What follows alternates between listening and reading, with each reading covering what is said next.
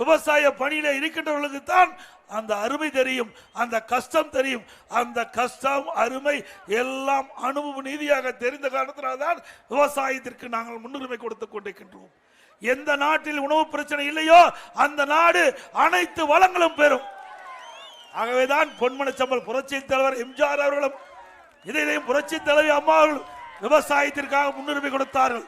அந்த இருவரும் தலைவர்கள் வழியிலே நாங்கள் முதலமைச்சர் இருந்த காலம், நான் முதலமைச்சர் இருந்த காலத்திலும் அம்மாவுடைய அரசு இருந்த காலத்திலும் விவசாயத்திற்கு முன்னுரிமை கொடுத்து உணவு தானிய உற்பத்தி தேசிய அளவில் 6 ஆண்டு அதிகமாக உற்பத்தி பெருக்கி கிறிஸ்கர்மான் என்ற உயர்ந்த விருது நாங்கள் பெற்றோம்.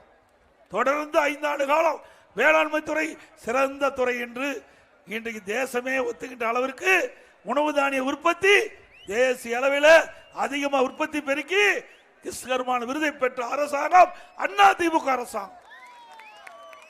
இன்றைக்கு சிறப்பான ஆட்சி, திறமையான ஆட்சி என்று சொல்லுகின்ற அளவிற்கு அனைத்து இந்திய அண்ணா திராவிட முன்னேற்ற கழக ஆட்சியில பல விருதுகளை நாங்கள் பெற்றுக்கொண்டோம். தேசிய அளவில், இந்திய அளவில் உள்ளாட்சி துறையில 140 விருதுகளை பெற்றோம்.